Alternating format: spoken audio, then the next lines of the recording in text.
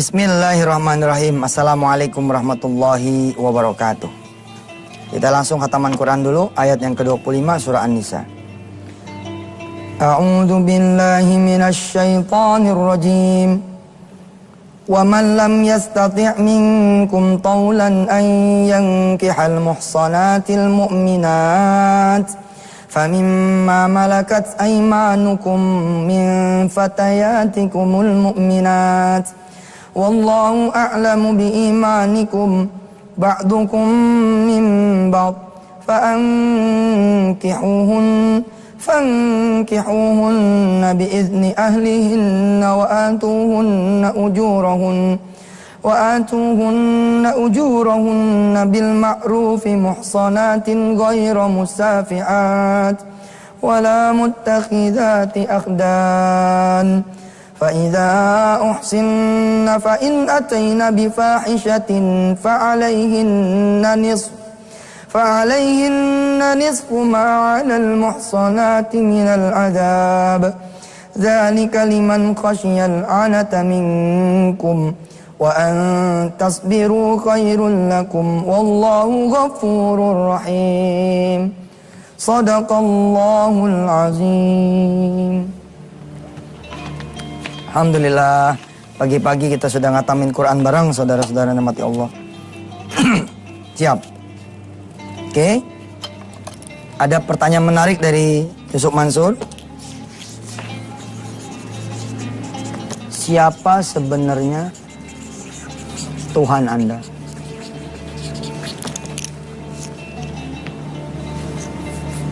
Siapa pemberi rizki Anda? Siapa penjamin hidup Anda?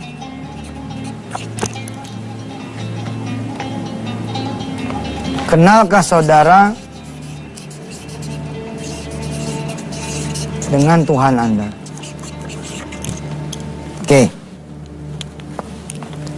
Pertanyaannya sederhana. Ini ada juga di CD Kun Fayakun. Buat saudara-saudara yang berkenan membuat off airnya, membuat kemudian pertemuan-pertemuan dengan jamaah dengan simpul dan lain-lain, saudara cukup mengorder ya CD Kun Fayakun. Ini CD cakep banget nih. Ini dirilis pertama kali kira-kira tahun 2004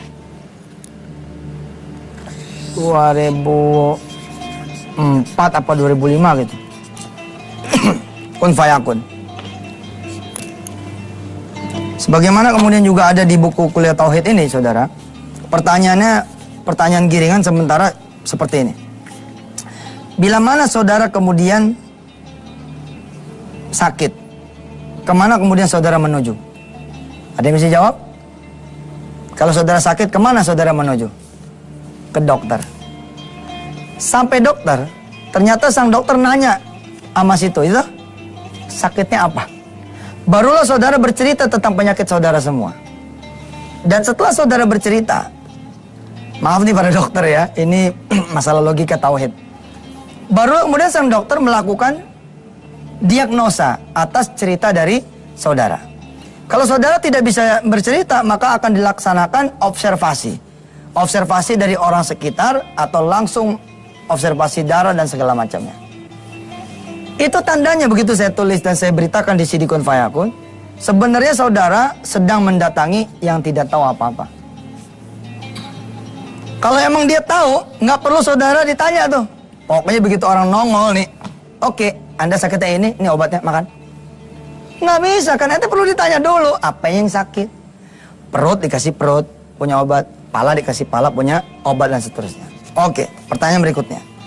Bila mana saudara ya lapar, yang saudara cari apa? Makanan.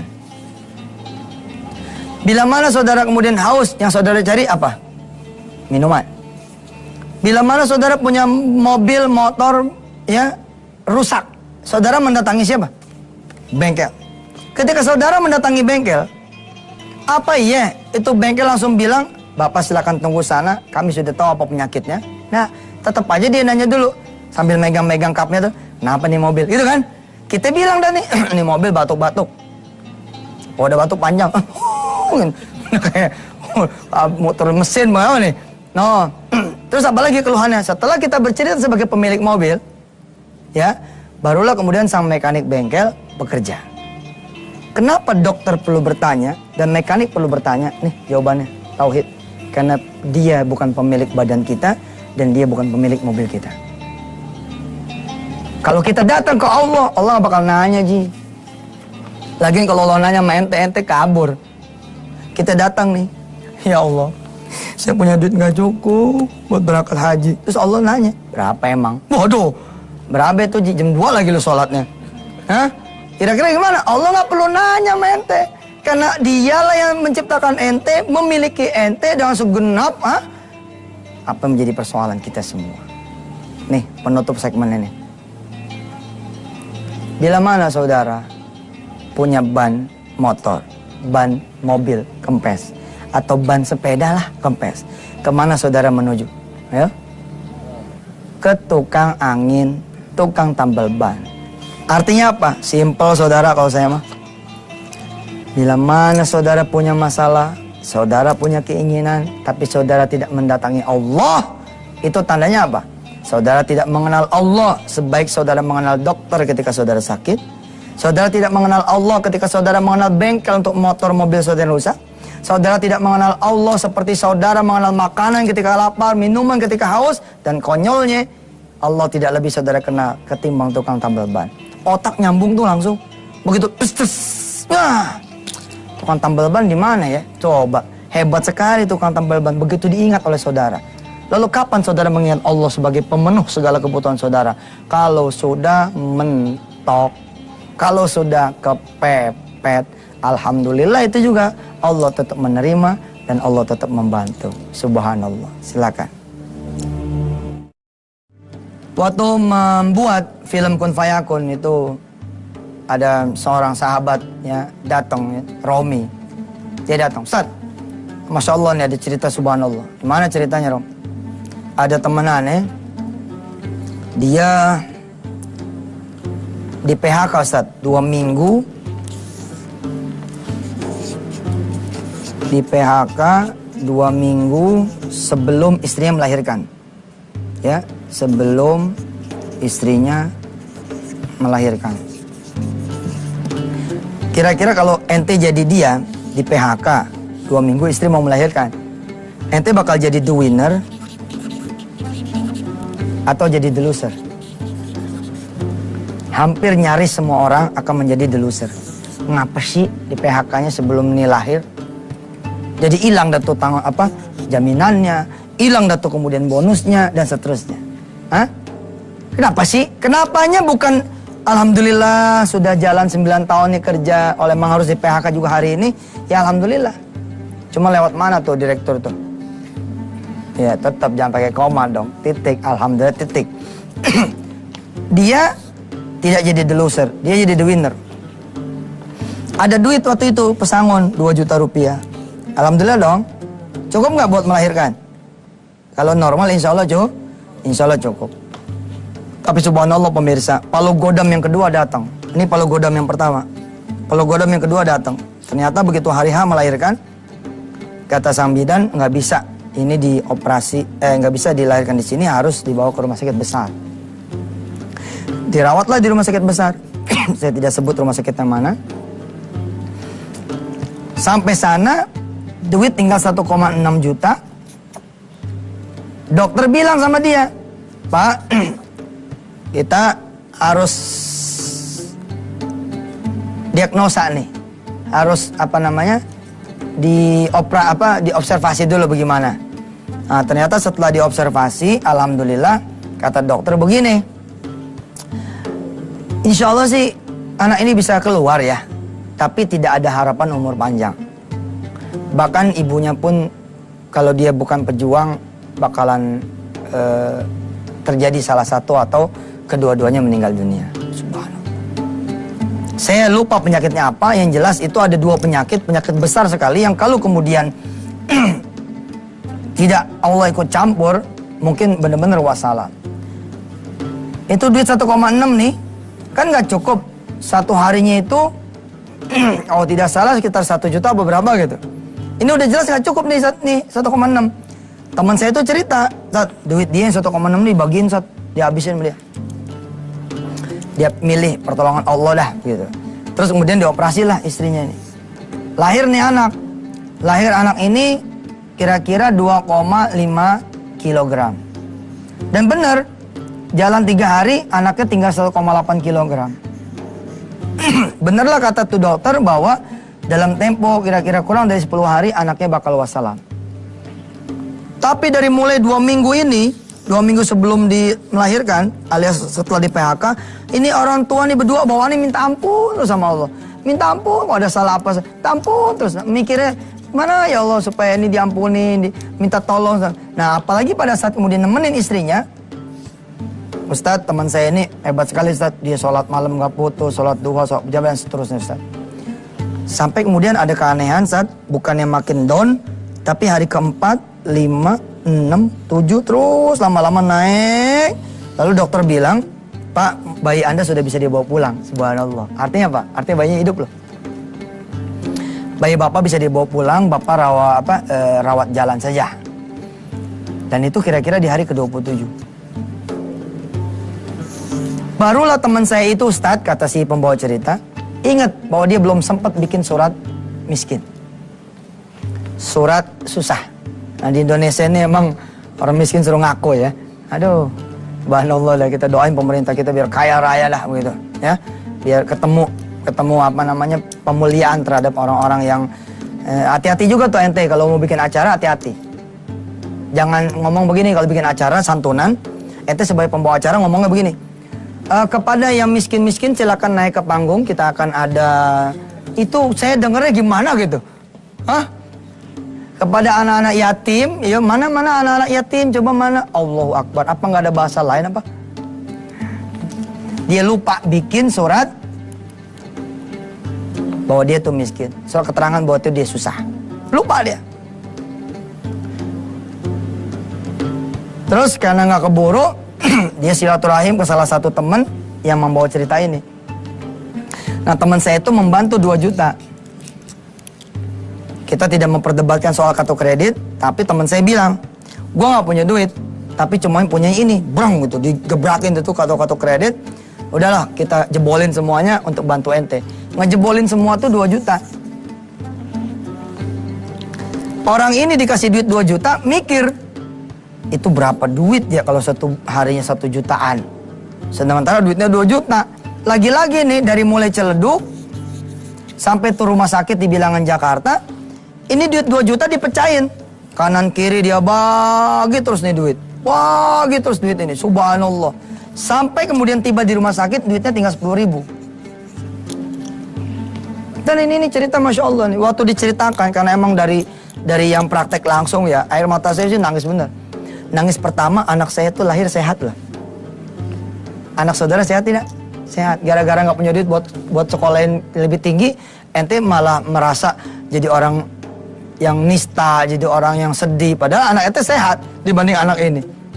Saya bersyukur sekali anak saya tuh lahir dalam keadaan normal apa gitu loh. Maka ketika dengar ini anak lahir dengan apa, dengan penyakit ini, penyakit itu, Allah, saya bilang bersyukur sekali. Nah datang ke rumah sakit, duitnya tinggal 10.000. Dia masuk masjid pemirsa. Di masjid ini dia nangis, betul-betul nangis. Dia berdoa kepada Allah, berdoa, sampailah kemudian yang mau lewat ini lewat. Jadi kita biarin dulu yang lewat, silakan. Pemirsa yang dirahmati Allah, kalau sampai saudara tidak merasa ada Allah di sisi saudara, itu hati saudara perlu diperiksa. Bisa jadi bukan karena nggak kenal, tapi Allah nggak masuk ke dalam karena terlalu banyak barangkali dosa-dosa kita semua. Kita berdoa kepada Allah Subhanahu Wa Taala, begitu kita susah, cibret, kayak saya ingetin tadi di awal. Kita kayak ban kempes, langsung inget ke tukang tambal ban. Kita kayak sakit, inget ke dokter. Kita kayak kemudian lapar, inget ke nasi. Kita kayak haus, inget ke minum. Jadi begitu kita kaya, miskin, susah, senang. Dapat bonus, hilang bonus. Dapat duit, hilang duit. Oke? Dapat mobil, hilang mobil. Dapat kerjaan, hilang kerjaan. In every moment kita datang ke Allah, kita ingat kepada Allah. Fadhkurullah, ya, dzikran katsiran, ingatlah Allah sebanyak-banyaknya. Malah di tempat yang lain Allah bilang, ya qiyaman wa qu'udan wa ala junubihim. Kita kemudian dalam keadaan berdiri, berbaring, duduk, jalan, lari, ya, diem, kita ingat pada Allah Subhanahu wa taala. Lihat orang ini punya ujian di PHK, istri 2 minggu lagi mau melahirkan. Dia terus ke Allah. Ternyata begitu ke bidan harus dibawa ke rumah sakit. Di rumah sakit dibilang sama dokter harus dirawat 1 harinya 1 jutaan. Duit tinggal 1,6, dihabisin sama dia. Dia geber lagi sholat, digeber lagi kemudian zikir, baca Quran dan segala macamnya, doa. Dan dia bersyukur pada Allah. Saat itu saya dengar dari telinga kawan saya Romi itu, bahwa dia bersyukur, inilah keuntungan beliau di PHK. Beliau bisa nemenin istrinya. Luar biasa kan? Luar biasa loh. Orang bisa bersyukur di saat susah, subhanallah. Tiba kemudian hari 27 disuruh pulang. Udah bisa dibawa pulang kata bayinya. Ada keajaiban Allah, anaknya kemudian sembuh.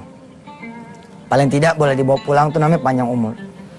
Nah, mulailah dia mencari duit. Dia datanglah ke teman, dapat 2 juta. 2 juta ini dibagiin juga. Tinggal sisa 10.000.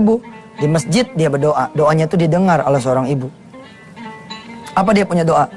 Ya Allah, kalau ada orang kaya di rumah sakit ini yang bisa nebusin anak saya, maka biarlah anak itu menjadi anaknya. Ini ya, biasalah ini di orang susah tuh begitu. Artinya ada kalimat-kalimat seperti ini. Subhanallah. Ibu-ibu tuh datang. Pak, assalamualaikum, salam. Bapak nih orang yang saya cari. Kenapa, Bu? Ya, saya tuh bawa duit sedekah ini, tapi bingung mau ngasih siapa. Ya udah saya kasih ibu aja deh. Mudah-mudahan cukup ya buat biaya pengobatan. Itu ngelihat duit, ya, itu dia gendong tuh duit, dia peluk tuh duit. Sampai lupa berterima kasih sama nih ibu. Lupa berterima kasih sama nih ibu. Begitu ingat belum terima kasih, dia kejar nih si ibu ini. Dia kejar si ibu ini keluar dari masjid. Dicari ke lapangan parkir apa, nggak ada si ibu ini. Dan dia baru sadar kalau duit itu ditinggal di masjid. Begitu balik lagi, udah setengah nggak percaya kalau duit itu bakalan masih ada, ternyata masih ada duit itu. Digendong lagi tuh duit, dia bawa kemudian ke administrasi. Tapi sayangnya udah sore.